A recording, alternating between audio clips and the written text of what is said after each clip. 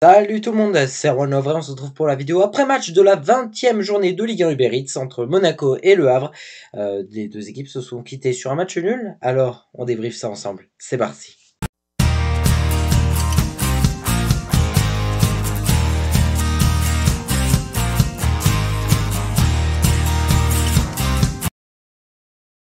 Et c'est parti donc pour le bref de la rencontre qui a eu lieu ce dimanche après-midi, ou début d'après-midi, puisque le match a commencé à 13h et comme dans son habitude, le stade Louis II était quasiment vide, peu d'ambiance.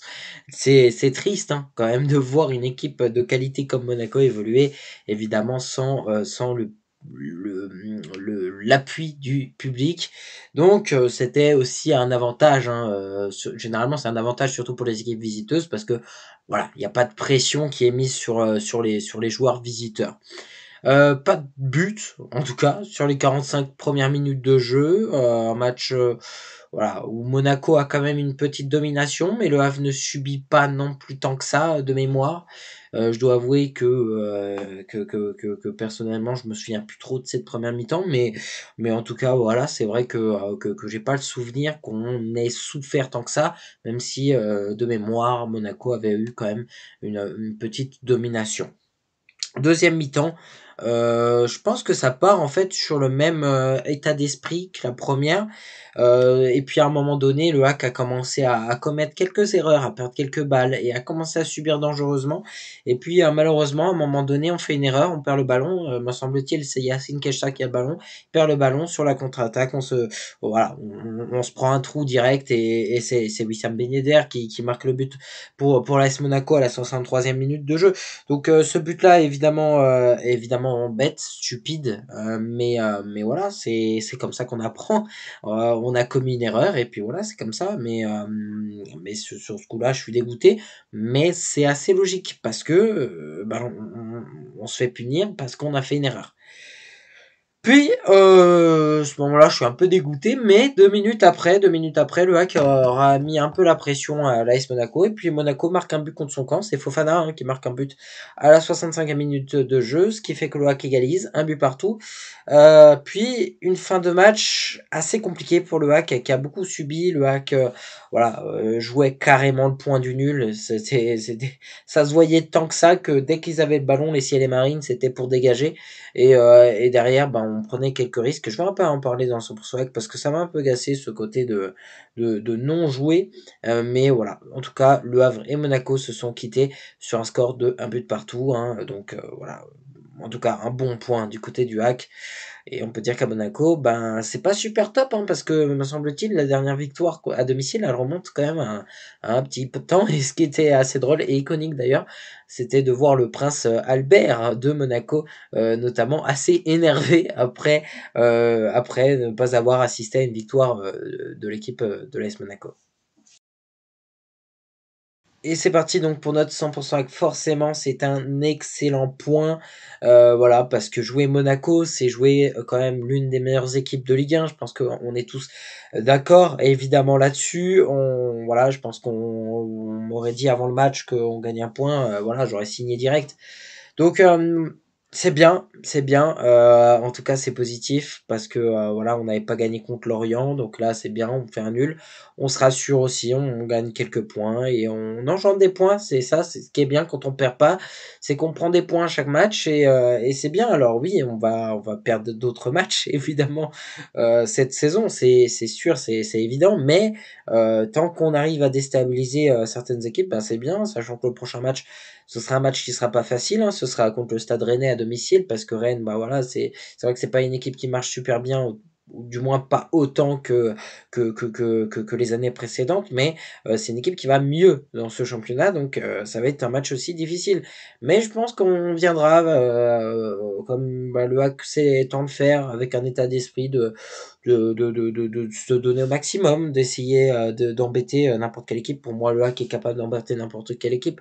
Aujourd'hui que le Hack affronte Manchester City ou Beşiktaş ou Créteil ou Dunkerque, ça revient au même. faut que ça revienne au même. Le hack est capable d'emmerder n'importe quelle équipe.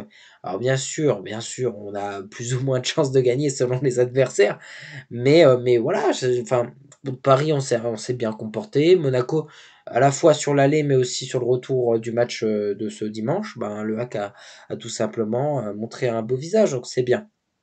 Par contre, là où ça m'a un petit peu agacé, là où ça m'a un peu énervé, c'est qu'on l'a toujours, dans les derniers instants sur ce genre de match, on joue carrément pour aller chercher le nul.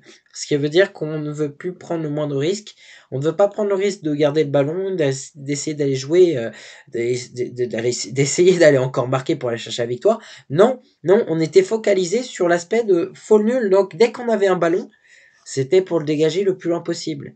Et moi, non, je suis pas fan de ça parce que derrière, ben, tu subis, tu redonnes le ballon à l'adversaire, donc forcément, tu vas ressouffrir derrière. Et c'est là où on prend des risques qui sont absolument inutiles. Voilà, moi, je préfère 1000 fois que le hack tente d'essayer d'aller marquer un but de la victoire, quitte à perdre le match, que ne faire rien et se le prendre derrière. Parce que le risque est que si on veut jouer la montre, si on veut jouer le temps, et qu'on se prend un but, après on fait quoi? Ah ben il reste 1 minute de temps additionnel, qu'est-ce qu'on fait? Ah ben on est foutu. Si on arrive un peu plus tôt quand même dans le match à jouer, mais jouer les gars, putain, mais jouer. Et franchement, on aurait pu, je pense, taper Monaco. Voilà. Je pense qu'on peut gagner contre Monaco, on aurait pu, mais on n'a pas joué pour. On a joué pour le match nul. Et c'est très bien, c'est top. On a notre point, je suis content, mais c'est vrai que je suis dur avec les joueurs parce que je veux toujours mieux, je veux toujours plus. Mais parce que, pour moi, voilà, on était trop timide sur notre fin de match, on a eu trop peur de se prendre un but, et à force de dégager, à force on ne jouait plus, on jouait plus, on faisait même plus de passes, non, rien, c'était, on dégage. Et ça, c'est pas seulement dans les 2 dernières minutes du match, ça, c'est au moins un quart d'heure, 20 minutes du match. Putain, les gars, mais faut pas déconner, les gars. Jouer le match. Voilà. Arrêter d'être brouillon, prendre soin, effectivement, ça, c'est globalement, c'est pas forcément sur la fin de match, mais dans la globalité des matchs, je trouve que des fois, on est un peu brouillon, voilà, bien qu'on est bon, mais voilà, des fois, il y a quelques petites choses voilà, qui sont un peu difficile, voilà, on rate des contrôles, alors encore ça va encore, hein, c'est moins qu'à une certaine période en Ligue 2, mais voilà, je veux dire, t'as des mecs, voilà, comme Casimir ou quoi, je l'adore Casimir, mais il est pas adroit, il est brouillon, enfin, mais je l'adore quand même, mais voilà, c'est sûr qu'on fait aussi avec l'effectif qu'on a, c'est pas facile, j'espère aussi que la majorité des joueurs vont progresser. On a fait sans quand même Mohamed Bayo, sans Abdoulaye Touré qui sont tous deux à la CAN, d'ailleurs ils vont revenir, ça va faire du bien aussi. Et on a fait sans Oussama Dragali hein, qui s'est blessé la semaine dernière. Donc voilà, on a fait un match correct quand même malgré tout, et on peut que se satisfaire de ce point-là. C'est bien, c'est top. Et voilà, c'est tout pour cette vidéo après match. Merci à toutes et à tous de l'avoir suivi. Je vous retrouve dès demain soir, voilà, dès demain soir ou mercredi matin, tout dépendra quand la vidéo sortira, je ne sais pas encore. Mais je vous retrouve très bientôt, de toute façon, pour le match de huitième de finale de Coupe de France. Et oui, puisque le HAC se déplacera à Strasbourg, j'irai au stade de la Méno assister au match. Vous le savez sans doute, j'habite en Alsace, donc c'est pour ça que c'est cool que ce soit un Strasbourg, Le Havre, même si ce sera un match qui sera évidemment pas facile, parce que on a deux équipes quand même relativement proches au classement en Ligue 1, mais on le sait, la Coupe de France c'est différent, ça a une saveur particulière, et j'ai vraiment hâte d'assister à ce match. Alors, bah, salut à tous et à tous, et je vous retrouve bah, donc pour cette vidéo avant match contre Strasbourg. À très bientôt, salut, bye.